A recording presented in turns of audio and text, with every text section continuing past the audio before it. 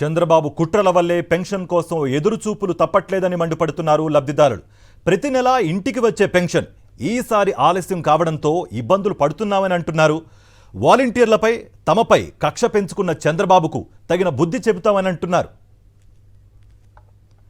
తిరుపతి నుండి మరింత సమాచారం మా ప్రతినిధి ప్రసాద్ అందిస్తారు. ప్రతిపక్షాలు ఎన్నికల కమిషన్కు ఫిర్యాదు చేయడంతో పెన్షన్ల కోసం వృద్ధులందరూ కూడా సచివాలయ దగ్గర క్యూ కట్టాల్సిన పరిస్థితి వచ్చింది. ఉదయం నుంచి కూడా ఇక్కడ పెన్షన్ల కోసం వస్తున్నారు. ప్రతి నెలా కూడా వాళ్ళకి ఈ అమౌంట్ వస్తే కానీ వాళ్ళకి కావాల్సిన అవసరాలు తీర్చుకునే పరిస్థితి ఉండదు. అలాంటిది మనం చూస్తున్నాం. ప్రస్తుతం తిరుపతిలోని మున్సిపల్ కార్యాలయం సమీపంలో ఉన్న 42వ వార్డులోని సచివాలయం దగ్గర ఉన్నాం. ఈ ప్రాంతంలో మనం చూడవచ్చు అనేక మంది పెన్షన్ల కోసం ఈ ప్రాంతానికి చేరుకున్నారు. ఇక్కడ దాదాపు ఉదయం 9 నుంచి కూడా ఈ ప్రాంతానికి చేరుకుని గంటల తరబడి వేచి ఉండాల్సిన పరిస్థితి ఉంది. ఎందుకంటే ప్రతి నెల కూడా తమ ఇంటి వద్దకే పెన్షన్లు కార్యక్రమం వచ్చేది. మరి ఈసారి ఈ వాళ్ళ పరిస్థితి ఎలా ఉందనేసి వాళ్ళ మాటల్లో తెలుసుకునే ప్రయత్నం చేస్తాం. చెప్పండి, ఎందుకు వచ్చారు ఇక్కడికి? పెన్షన్లు మధ్యాహ్నం ఇస్తామన్నారు. ప్రతి నెల ఎలా వచ్చేదండి మీకు? పొద్దున్నే 6 గంటల కింద ఇస్తూ ఉన్నారు. 6-7 గంటల ఈ నెల వేయలేదు సార్. మీరు చూస్తున్నారు, ఎన్నికల కమిషన్కి ఈ చంద్రబాబు నాయుడు వీళ్ళ కూటమి ఫిర్యాదు చేసింది. వీళ్ళు పెన్షన్లు ఇచ్చి ఓట్లు అడుగుతున్నారు, వీళ్ళు పెన్షన్లు ఇలా ఇవ్వకూడదనేసి. మీరు ఏమంటారు దీనికి? వాళ్ళు ఏం ఓట్లు ఇస్తాం, డబ్బు మాకు ఓటు వేయని కరలేదు. మేము లేకునేప్పుడు రాసుకుంటే మాకు లేదంటే ఇస్తూ ఉండాలి అంతే. అంటే ప్రతి నెల మీకు ఎలా ఇచ్చేవారు, ఈసారి ఎలా ఏమనిపిస్తుందండి? ఈసారి 3వ తేదీ అన్నారు, ఇప్పుడు ఏం లేవు. ఏం ఇస్తానే ఉండాలి నెలలు. 2వ తేదీ ముందుకు 1వ తేదీ వస్తా ఉండింది. మీరు చెప్పండి పెద్ద ఆయన, ఎంతసేపు అయింది మీరు వచ్చి? ఎండలో ఎంతసేపు అయింది మీరు వచ్చి? నేను వచ్చి అర్ధగంట అయింది. ఏం చెప్తున్నారు ఇక్కడ? మధ్యాహ్నం తర్వాత రమ్మంటారు. ప్రతి నెల ఎలా ఇచ్చేవాళ్ళు మీకు? ఇంటికాడికి వచ్చి వాలంటీర్ ఇచ్చేవాడు. ఎలా ఉంది ఇప్పుడు ఇప్పటికి పరిస్థితి?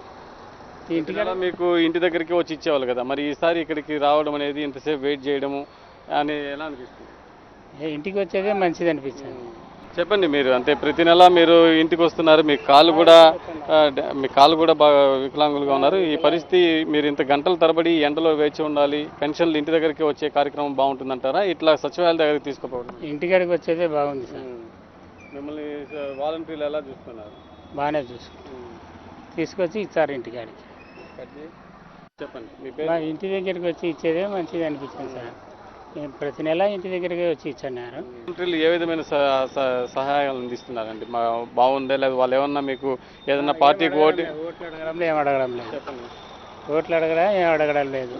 మామూలుగా డబ్బులు ఇచ్చిపోతున్నారు అంతే సార్. అంతా బాగానే ఉంది సార్. దాదాపు గంటల తరబడి కూడా ఈ ఎండలో కూడా వికలాంగులందరూ కావచ్చు, వృద్ధులు కావచ్చు, పెన్షన్దారులందరూ కూడా ఉదయం నుంచి కూడా సచివాలయాల బాట పట్టారు. ఈ బ్యాంకు ద్వారా అమౌంట్ తీసుకొని ఇవ్వాల్సిన పరిస్థితి ఈ సమస్య నెలకొంది కాబట్టి ఇది మరింత ఆలస్యమయ్యే అవకాశం ఉంది. దీంతో ఇక్కడికి వచ్చే పెన్షన్దారులందరూ కూడా తిరిగి ఇంటి బాట పడుతున్నారు.